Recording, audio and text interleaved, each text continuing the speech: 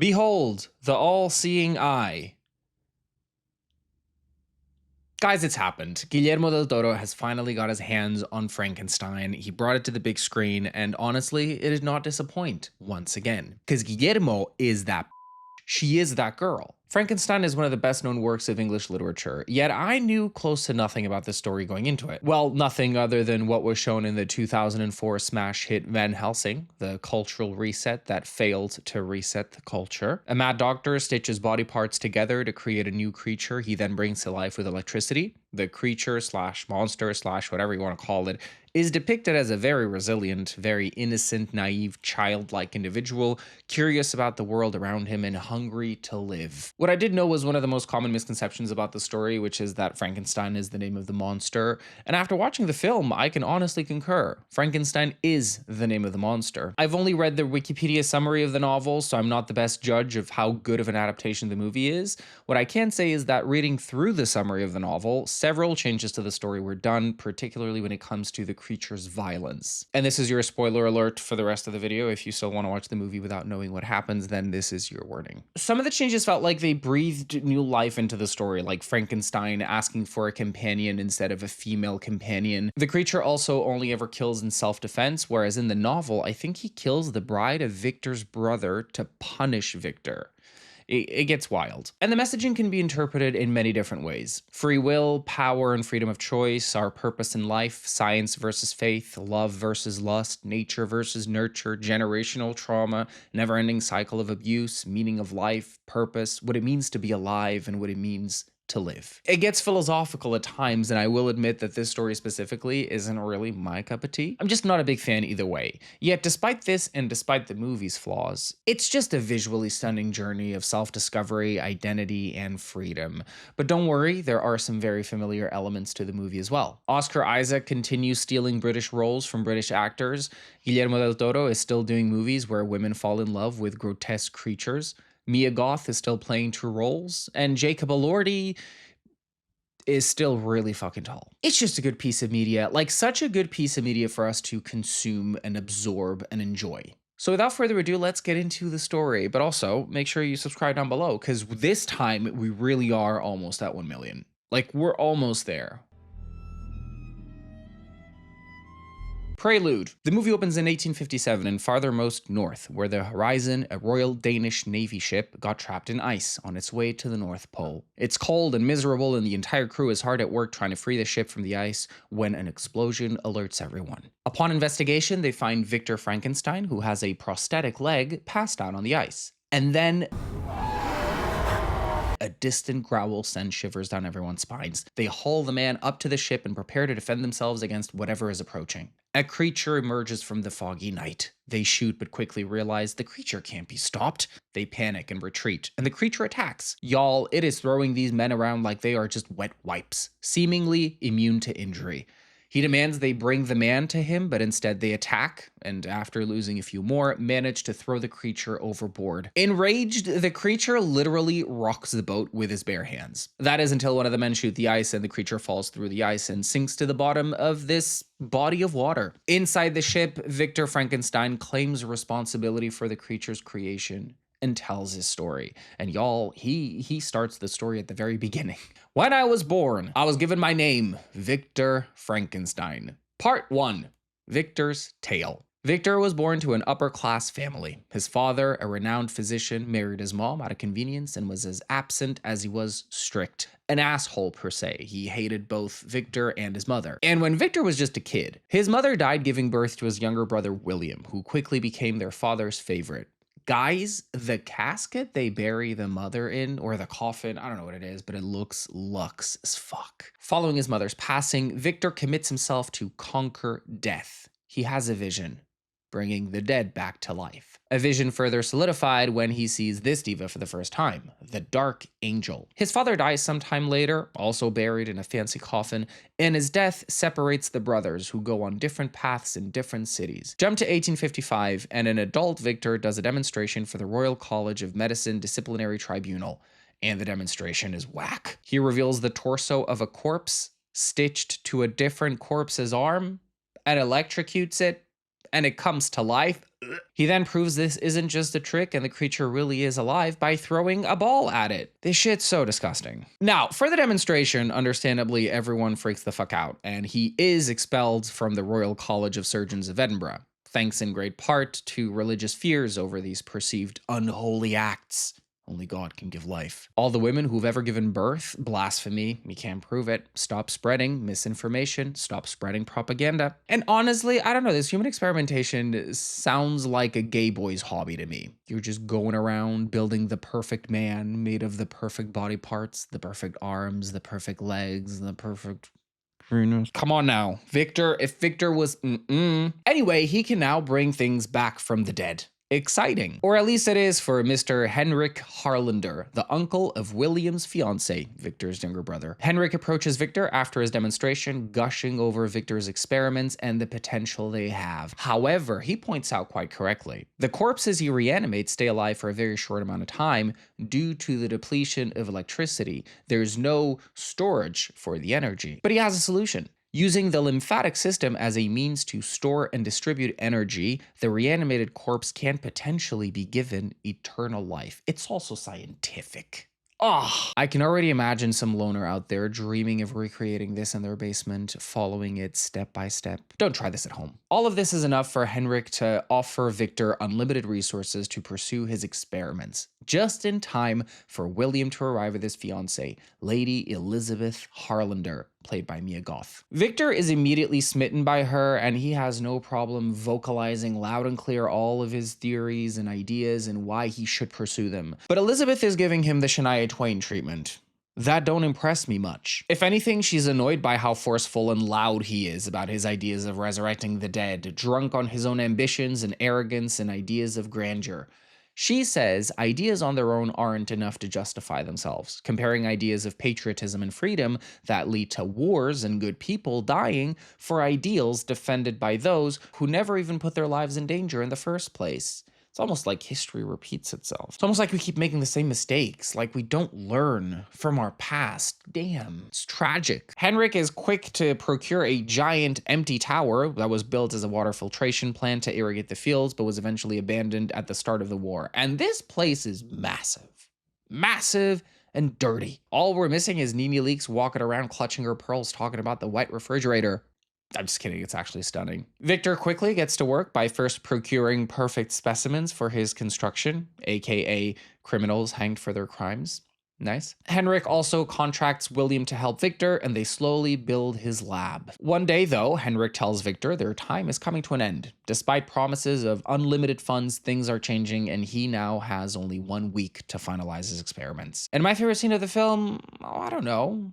When Victor tells Elizabeth he feels a bond between them, believing it to be something else, and she tells him, believing in something does not make it true. Whack him again for me. God, fuck him up! Eventually, and under immense pressure to perform, Victor has a breakthrough and figures out what he has been missing. And after securing more bodies, he begins his creation. And big kudos to Guillermo for the practical effects and how realistic everything looked and sounded. Like, the sound design of this film is really disgusting. When there's like body parts being handled, it really sounds like they're handling body parts. I don't know how he did it. And the visuals are great too. Like the anatomy, the inside of the anatomy, just terrific work. Terrific work. He finalizes his creation, and now he's just somebody that we used to know.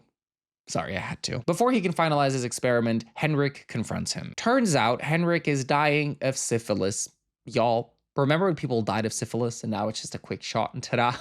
Henrik's fast approaching expiration date is why he was so willing to blindly fund Victor's experiments. And he demands Victor transfer his mind to the body, but Victor refuses, seeing as his body is now infected all over with the syphilis. And following a quick scuffle, Henrik falls to his death, crushing his head in the process. But Victor has no time to lose. This is the endgame now, and he proceeds with the experiment. A lightning storm lights the creature up, but nothing happens. Oh. Okay, well, Victor goes to sleep and sees the Dark Angel once again. This diva. Second appearance. What an icon. And he wakes up to find the creature. The creature is alive and well. The experiment worked. And Jacob Elordi starts acting his ass off. And did you know that he had to spend 10 hours each time in makeup to get in full geesh?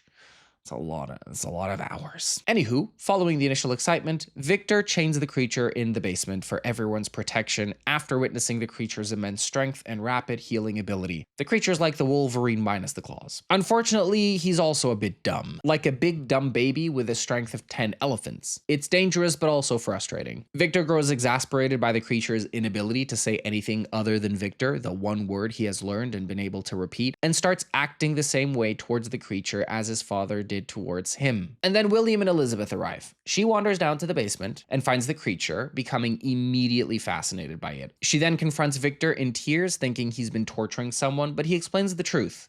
And then, that night, Elizabeth visits the creature again and speaks to him with kindness.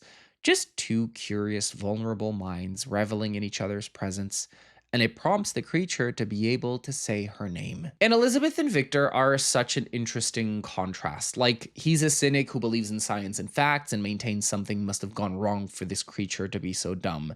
Whereas Elizabeth turns to nature's smallest creatures to observe God's rhythm and theorizes that perhaps the creature is purer than most men. What if in being anew, the spirit that animates him is simpler, purer? What if, unrestrained by sin, our Creator's breath came into its wounded flesh directly? In a way, Victor is obsessed with control, whereas Elizabeth is happy to let nature run its course. Victor accuses her of being attracted to it. She claims to understand him. Even the way that they address the creature, Victor calls him it, she calls him him. She claims to see pain in his eyes, and what is pain if not a sign of intelligence? Much to deliberate in these philosophical matters, but Victor is an asshole. He then goes back down to mistreat the creature, further abuse him. Oh, Victor, I cannot wait for you to lose your leg. Victor comes clean with William about Henrik's death, seeing as no one knows still, and tells him to leave for Vienna with Elizabeth. Victor then fills the tower with gasoline or fuel or whatever and sets it on fire. Then, on his way out, changes his mind, heads back inside to save the creature, but the tower explodes and he's sent flying and loses half of his knee. Oh yeah. Back in present time, the creature reaches the ship once again after surviving sinking in the water, because, he's immortal and whatnot. And hearing the sailor say Victor has told his story, decides to tell his as well. Part 2, the creature's tale. Back at the tower, the creature manages to free himself and escape the tower. After washing ashore, he wanders the woods and observes everything with innocent curiosity. He's then shot by some hunters, realizing in the process his wounds heal very quickly. He eventually reaches a cabin and takes refuge in a shed, and over time watches a blind man teach a little girl how to read, learning along the way. During the night, he begins helping around the farm without ever being seen. The residents of the home attribute it all to the spirit of the forest and even leave gifts for the invisible help. And the creature finds purpose in life. Y'all, this is so sad. Like, he finally finds a way to be useful to society, but he still has to hide himself completely because one look at him and people will freak the fuck out and try and kill him. Thank you. Then the creature says something really interesting when wolves attack sheep. An idea, a feeling became clear to me. The hunter did not hate the wolf. The wolf did not hate the sheep. But violence felt inevitable between them. Perhaps, I thought, this was the way of the world. It would hunt you and kill you just for being who you are. And suddenly, vegans gained a new spokesperson. Winter comes and the family leaves for the season, except the old blind man, who stays behind, defiant, dealing with his own personal demons and self-imposed penance for crimes of the past. And in the absence of everyone with the power of sight, the creature wanders in one night. Surprisingly, the blind man treats him with kindness and respect, offering him food and drink and companionship.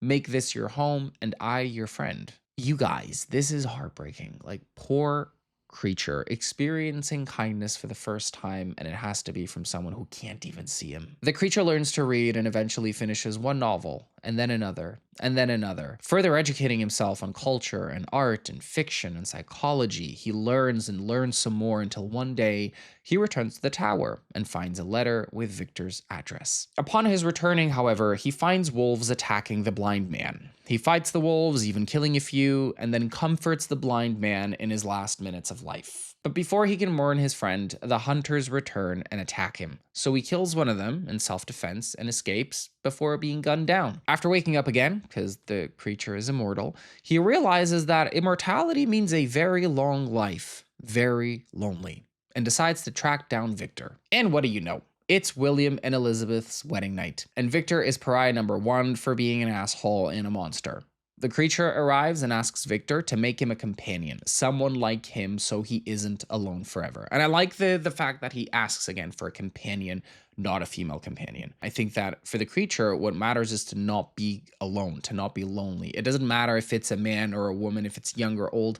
All that matters is that there is someone like him who also will never die. But Victor is horrified at the idea of potentially creating a female companion for his monster, and then the two having kids, and then it's just two unnatural beings having children, and that does sound quite unnatural. And we find ourselves with another philosophical question. The creature never asked to be, he just is. And Victor can't just reverse death and then complain that it's too morbid.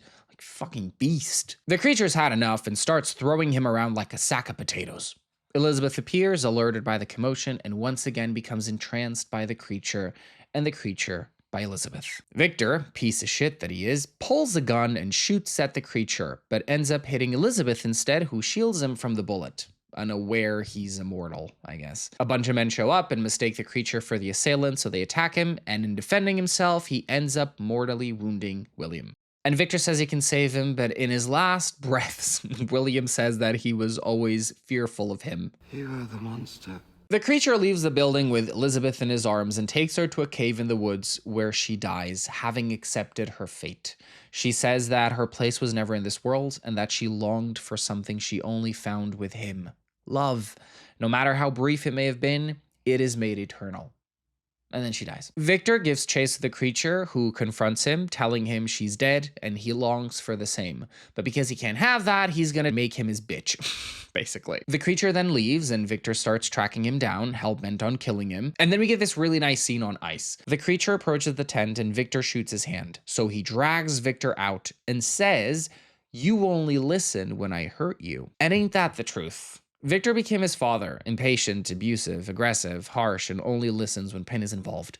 His reluctance to listen to reason or perhaps grapple with his own choices and decisions can only be broken down with pain and anger. Victor needed therapy, but instead he brought shit back from the dead. And that brings us back to the ship. The explosion they heard, well, that was dynamite that Victor had to kill the creature with. So the creature held on to the dynamite as it exploded, but then his body regenerated after the explosion very quickly. The sweet release of death still beyond reach. And now, at the end of their journey, Victor is at the gates of hell, about to go to sleep forever. And in his deathbed, he apologizes to the creature, consumed with regret over what his life ended up being. It's so sad, y'all. Jacob's gonna live forever, and forever alone. And then Victor tells him, "Forgive me, my son." He said my son. "And if you have it in your heart, forgive yourself into existence.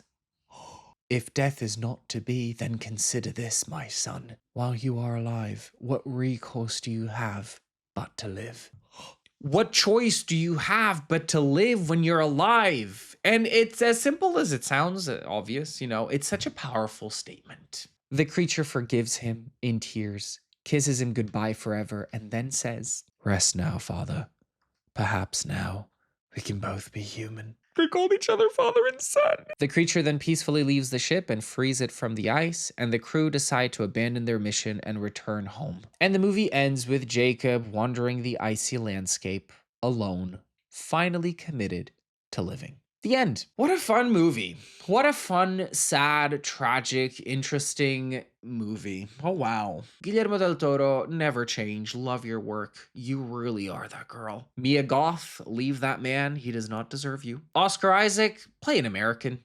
Do that challenge. And Jacob, God, you're really tall, aren't you? And that's it for today, guys. Thank you so much for tuning in. If you like this video, make sure to leave it a like down below, okay? If you didn't like it, leave it a like anyway. Subscribe to my channel if you're here. It's mandatory. We're almost at 1 million. Again, we're 2 or 3 away, right? So with your help, we can get there.